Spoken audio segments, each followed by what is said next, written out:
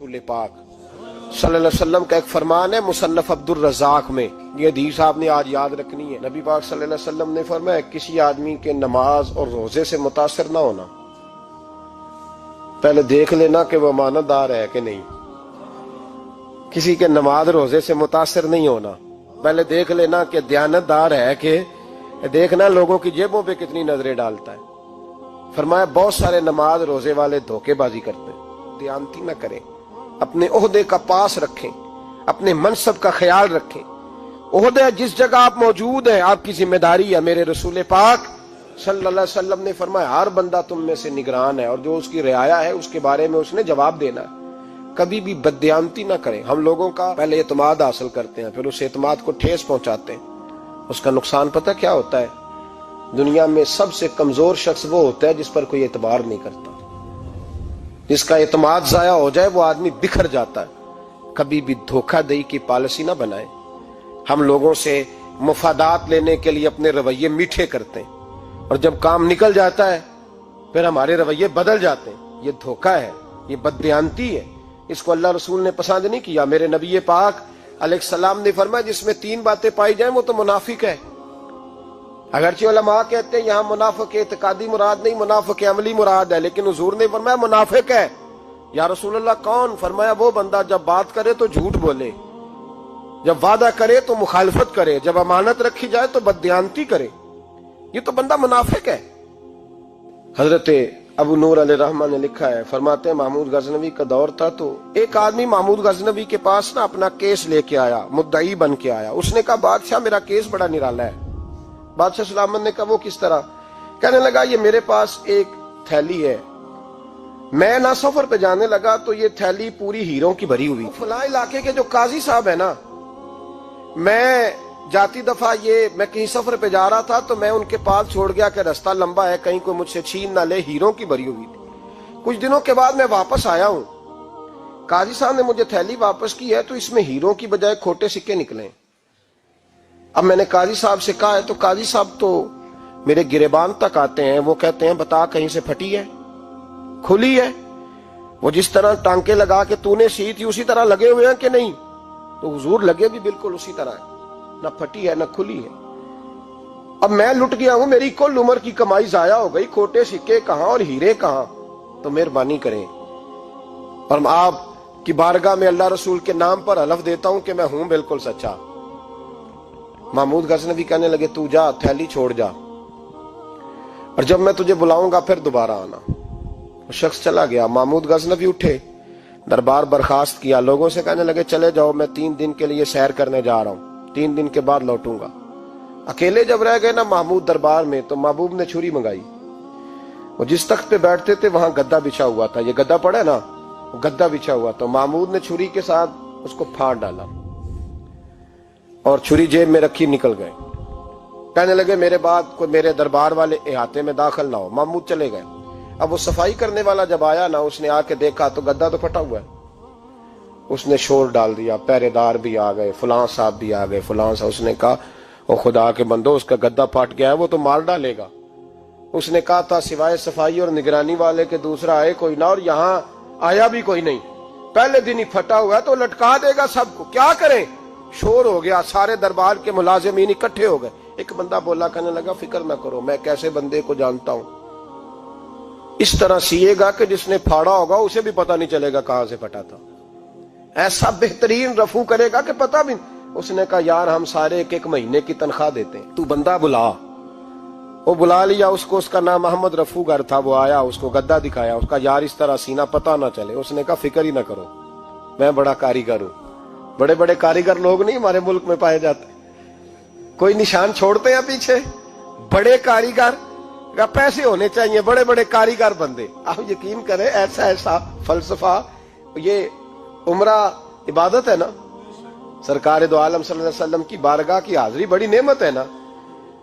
तो Saudi government ने पाबंदी लगा दी, खैर उनकी भी ज्यादती है। इस तरह की पाबंदियां शरीयत इस्लामिया में जायज नहीं। अल्लाह के घर मुसलमान जब चाहे जा सकता है, लेकिन वो कहते हैं जी 2000 रियाल दे जिसने 2 साल बाद भी आना है। उन्होंने पाबंदी लगाई तो हमारे एजेंटों ने भी कई खास ट्रेनिंग हासिल की हुई है, पता नहीं कहां से सीख के आए, उन्होंने भी रास्ता निकाल लिया। ایک صاحب سے میں نے کہا کہ جناب وہ 2000 ریال لگ گیا تو کیا کرنا ہے؟ کہنے کوئی مسئلہ نہیں، پاسپورٹ نواں بنوا لو، گنجائش ہے، یعنی ہر شے کا حل ہے۔ تو میں نے کہا یار اب عمرہ کرنے جاتے وقت بھی بندہ دھوکہ دے کے جائے، اللہ کے گھر جاتے وقت بھی اس طرح کی حرکت کرے، کیا حال ہو گیا؟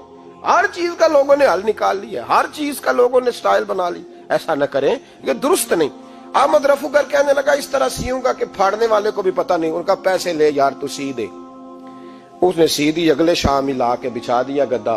تیسرے دن بادشاہ سلامت آئے، آ کے پہلی نظر گدے پہ ڈالی، اس نے بلایا سب ملازمین کو، کہا کس نے سیا ہے؟ کہا جناب کیا ہوا؟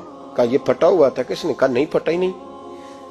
وہ کہنے لگے بنو بات، میں خود پھاڑ کے گیا تھا، تو بتاؤ صحیح سیا کس نے ہے؟ کہا جناب آپ پھاڑ کے گئے تھے تو بتایا کیوں نہیں؟ فرمانے لگے اسی لیے تو بتایا نہیں تھا کہ تم خود تحقیق کر لو، بلاؤ بتاؤ سیا کس نے۔ تو بلا لیا، احمد رفو گر آ گیا۔ اس کو جب بلا کے سامنے بادشاہ کھڑا کیا، کہا بھئی تو نے سیا ہے؟ کہنے لگا حضور آپ کے سارے ملازم کٹھے ہو کے آئے تھے، میری غلطی کوئی نہیں۔ کہا نہیں یار تو بڑا کاریگر ہے، میں نے اپنے ہاتھ سے پھاڑا تھا پر مجھے بھی نہیں پتا چل رہا کہاں سے پھٹا تھا۔ اچھا یہ بتا یہ تھیلی جو ہے یہ بھی تو نے سی تھی؟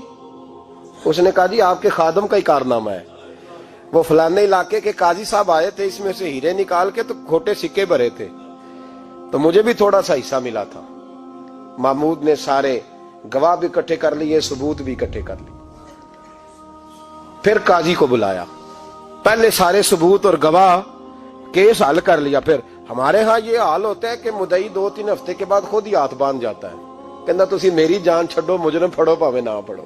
وہ کہتا ہے مجھے معافی دو، میں رہا۔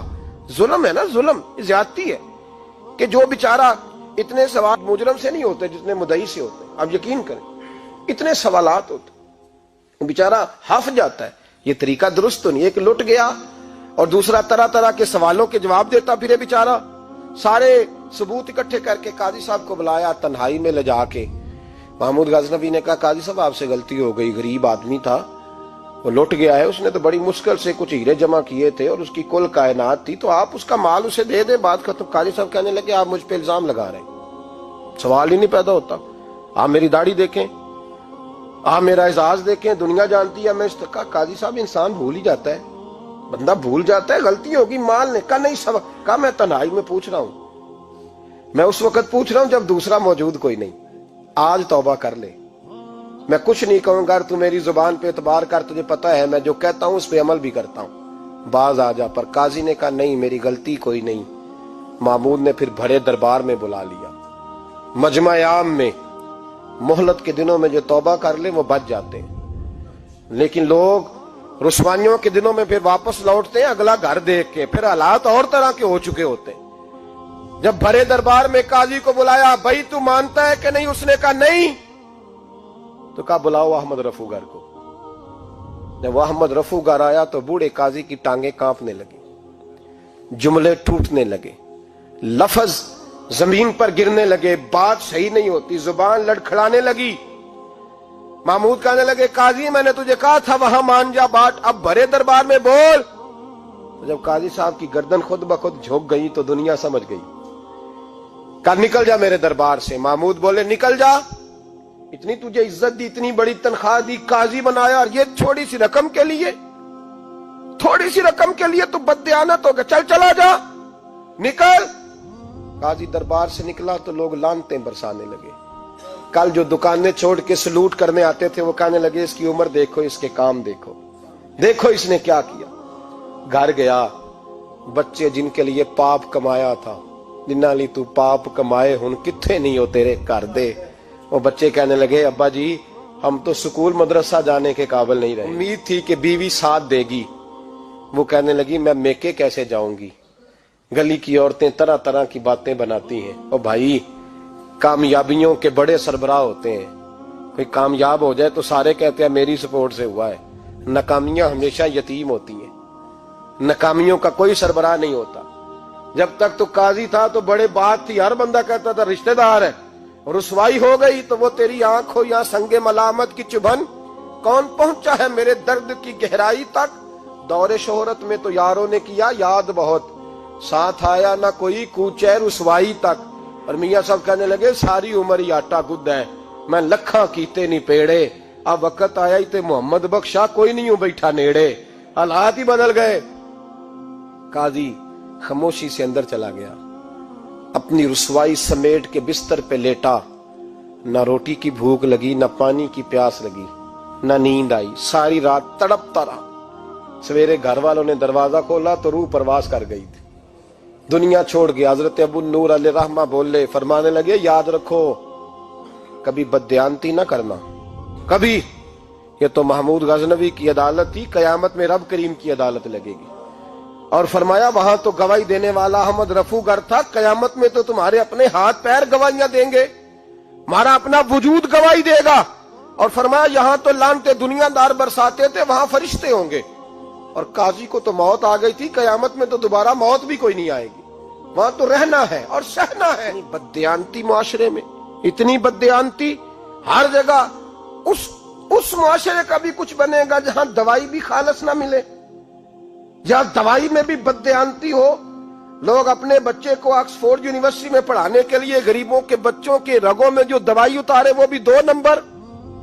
اتنا بڑا بھی کوئی بددیانت معاشرہ ہوتا ہے کہ لوگ یہاں تک دھندا کریں، یہاں تک کہ لوگ لوگوں کی زندگیوں سے کھیل جائیں اور ہمیں احساس تک نہ ہو کہ کوئی مر جائے گا، کوئی ڈوب جائے گا، کیا بنے گا۔ اور جس نے وہ اپنی رجسٹر کی دوائی کی، اس نے 2-4 لاکھ روپیہ لیا اور اس نے یہ نہیں سوچا کتنے انسان میری وجہ سے مریں گے۔ قتل صرف یہ تو نہیں ہوتا گولی مار کے مار دینا، لوگوں کی زندگیوں سے لوگ کھیل جاتے ہیں، لوگ تباہی کر جاتے ہیں، لیکن بددیانتی سے باز نہیں آتے۔ میرے رسول پاک علیہ السلام کے غلاموں، نبی پاک صلی اللہ علیہ وسلم نے ذرا سی بددیانتی، اور صحابہ کا یہ مزاج تھا، اتنی سی بھی کبھی ان سے غلطی ہوتی تو تڑپ